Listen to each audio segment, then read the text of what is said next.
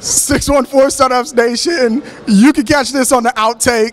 This is like 3 interviews in. I'm here with my man, Rich Langdale, and he is hanging in here like a soldier. All right, Rich, congratulations on the award tonight. It got a little emotional. How does it feel? Well, it's going to be very robotic now. This is our 3rd time going through it from all of you at home. We'll wing it. But it was a great night. I mean, like I said up there, best night of my life. It was emotional. It just looking across that room and seeing all the people that have put so much into this ecosystem. It was just exciting to see it all in one place. And you stand up there and take it all in. It's amazing. There's nothing wrong with crying, man. Yeah. It's okay to show emotion because it was well deserved. Yeah. And it was from people you'd inspired, people you'd touched, and companies that you'd invested in, so it's incredible. All right, so I'm going to skip right to something I've been wanting to ask you, okay? There's this thing called the Chappelle. Is when you walk away from a lot of money on the table. Yeah. We've coined a new phrase called the Langdale because you did something similar. Yeah. You know, for everybody who's just read like the news report, we want to hear it from you. What was behind the decision making of walking away from raising a new fund? Yeah. So, you know, the worst thing about being a venture capitalist is fundraising. So we had gone through the hard part. We had raised the fund, and you know, that week, kind of coming into the close, we were actually having a lot of things going on in the office, things going on with our entrepreneurs, and it was one of those moments where, for a split second, it went through my head: what if I didn't raise another venture fund?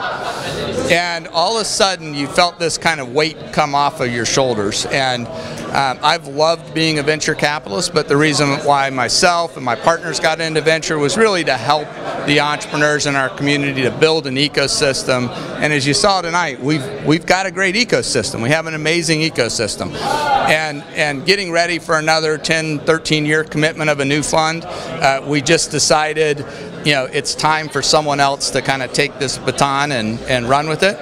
And I'm excited to say there's another group of great entrepreneurs coming to take those spots in this community, and sometimes you got to make room for that to happen. Very excited, as you saw Brandon Jones tonight talk about our focus as a city on diversity and inclusion, to see that Bruce and Brandon have started their own venture, and I'll let them talk about that. Yeah. Fallon Donahue creating her own venture fund, and seeing that next generation just gives you confidence that we're in good hands going forward. Yeah, we're excited, and you've paved the way, and I know you gave a shout out to a group that was very important to you early on, and that's Ohio State Business Builders Club. Yep. What was the impact of that organization on you? And looking at the future for that organization, what do you hope that they continue to accomplish? Yeah, so when I got involved with Ohio State, there was a young man at the time, Nathan Hurd, and he started the Business Builders Club. And he talked me into coming down to Ohio State and told me why they needed an entrepreneurship center at Ohio State, and really convinced me to get engaged and to help get that center started. And looking back at that experience and seeing the BBCers, as they call themselves, the BBC Mafia, as I like to call them, represented tonight.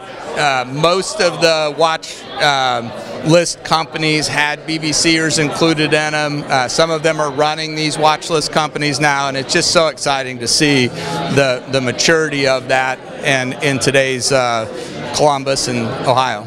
Yeah, wonderful. Rich, thank you so much for joining me. Yeah. I would be remiss, as a shirt lover myself, if I didn't give you the Shirt of the Night award, Rich. Thank you so much for spending time with us. I appreciate it. Thank you. Thank you.